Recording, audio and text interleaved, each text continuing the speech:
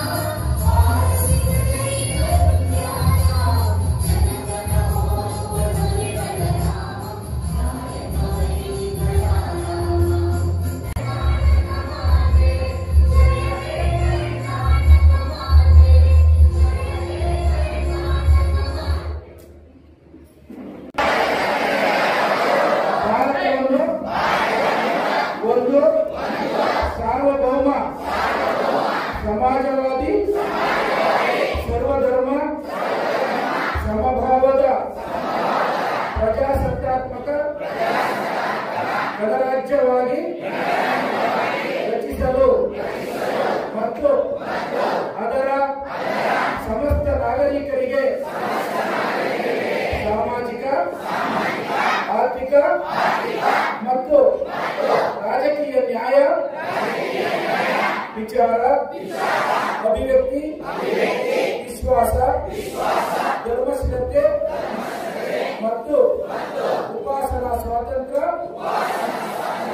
ಸ್ಥಾನಮಾನ ಹಾಗೂ ಅವಕಾಶ ಸಮಾನತೆ ದೊರೆಯುವಂತೆ ಮಾಡಲು ಮತ್ತು ವ್ಯಕ್ತಿ ಗೌರವವನ್ನು ರಾಷ್ಟ್ರದ ಏಕತೆಯನ್ನು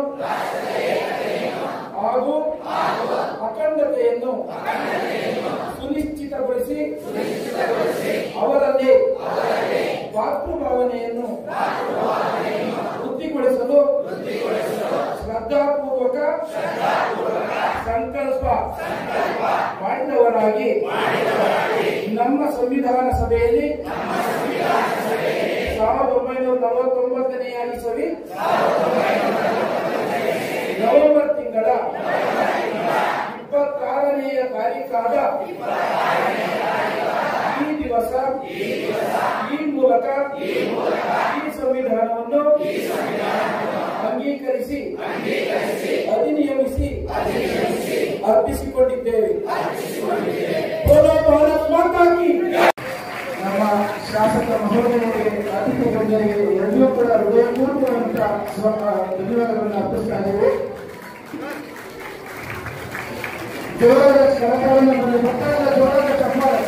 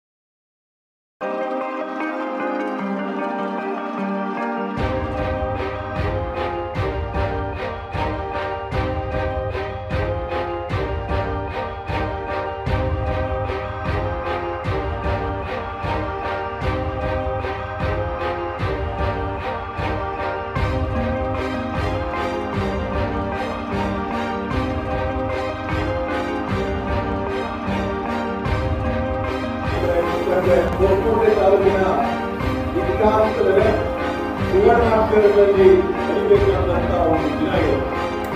ಈ ಒಂದು ಬಾಬಾ ಸಾಹೇಬ್ ಅಂಬೇಡ್ಕರ್ ಅವರ ಹೆಸರಿನಲ್ಲಿರ್ತಕ್ಕಂಥ ಈ ಒಂದು ಸಭಾಂಗಣ ಇದೆ. ಇಲ್ಲಿ ಬಂದಾಗೆಲ್ಲ ಕೂಡ ಯಾವುದೇ ಕಾರ್ಯಕ್ರಮದಲ್ಲಿ ನಾವು ಭಾಗವಹಿಸಿದಾಗ ಕೂಡ ಏನೋ ಒಂದು ಅಪೂರ್ಣವಾಗಿದೆ ಈ ಒಂದು ಕಟ್ಟಡ. ಈ ಕಟ್ಟಡಕ್ಕೆ ಮೆರಗು ಕಳೆ ಇಲ್ಲದಂತ ಒಂದು ನೋವು, ಒಂದು ಕೊರತೆ ಯಾವಾಗಲೂ ಕೂಡ ಮನಸ್ಸಲ್ಲಿ ಕೊಯ್ತಾ ಇತ್ತು. ಆ ಒಂದು ಸಂದರ್ಭದಲ್ಲಿ ನಮ್ಮ ತಾಲೂಕಲ್ಲಿರ್ತಕ್ಕಂಥ ನಮ್ಮ ಎಲ್ಲ ಸಮುದಾಯದ ಮುಖಂಡರು ಬಂದು ಒಂದು ಮನವಿ ಮಾಡಿದ್ರು.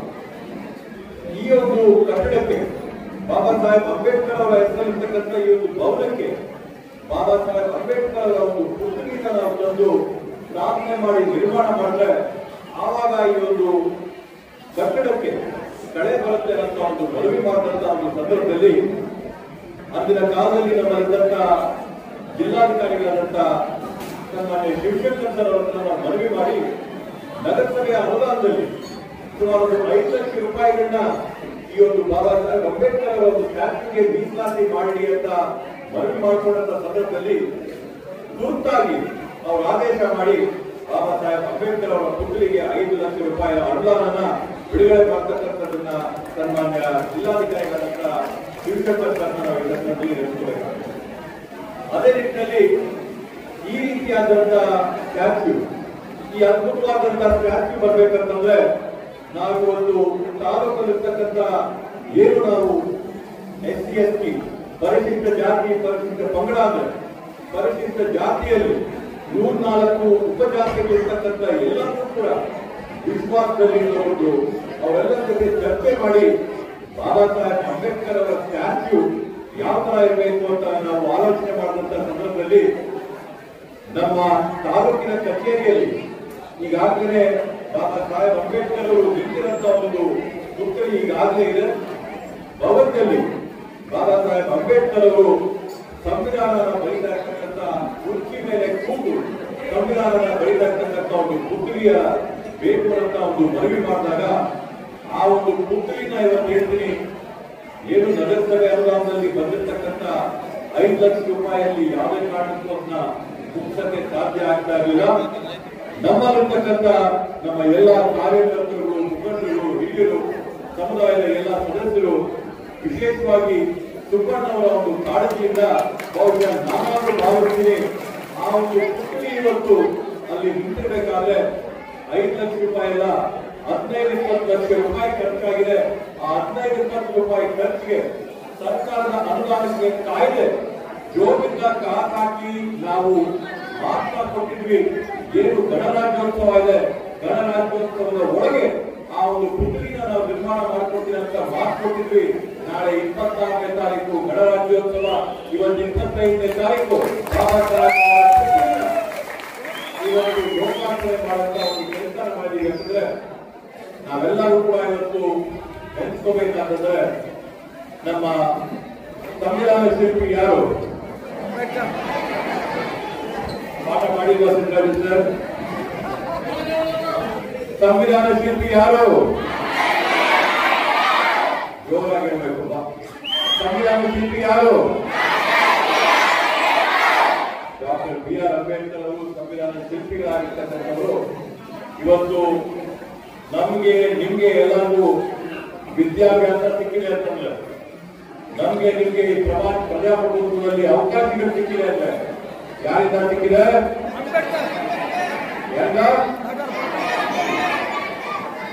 ಮೊದಲು ಸ್ವತಂತ್ರ ಬರಕ್ ಮೊದಲು ವಿದ್ಯಾಭ್ಯಾಸ ಆಗಿರ್ಬೋದು, ಶಿಕ್ಷಣ ಆಗಿರ್ಬೋದು, ಪದವಿಗಳು ಡಿಗ್ರಿಗಳಾಗಿರ್ಬೋದು, ಬರೀ ಒಂದು ವರ್ಗಕ್ಕೆ ಮಾತ್ರ ಸೀಮಿತ ಆಗಿತ್ತು. ಇವತ್ತು ಭಾರತ ದೇಶದಲ್ಲಿರ್ತಕ್ಕಂಥವರೆಲ್ಲರೂ ಕೂಡ ಇವತ್ತು ವಿದ್ಯಾಭ್ಯಾಸ ಮಾಡಕ್ಕೆ ಅವಕಾಶ ಸಿಕ್ಕಿದೆ ಅಂತಂದ್ರೆ ಬಾಬಾ ಸಾಹೇಬ್ ಅಂಬೇಡ್ಕರ್ ಅವರು ಕೊಟ್ಟಿರ್ತಕ್ಕಂಥ ಸಂವಿಧಾನದಿಂದ ಇವತ್ತು ಗ್ರಾಮದಲ್ಲಿರ್ತಕ್ಕಂಥ ನಟ್ಟ ಕಡೆ ಪ್ರಜೆ ಕೂಡ ಬಂದು ಇವತ್ತು ವಿದ್ಯಾಭ್ಯಾಸ ಮಾಡಿ ಶಿಕ್ಷಣ ಪಡ್ಕೊಂಡು ಇವತ್ತು ಒಳ್ಳೊಳ್ಳೆ ಉನ್ನತ ಸ್ಥಾನಗಳಿಗೆ ಹೋಗಂತ ಅವಕಾಶ ಕಲ್ಪಿಸಿಕೊಟ್ಟಂತ ಮಹಾನುಭಾವರು ಯಾರಾದ್ರೂ ಇದ್ರೆ ಅದು ಬಾಬಾ ಸಾಹೇಬ್ ಅಂಬೇಡ್ಕರ್ ಅವರ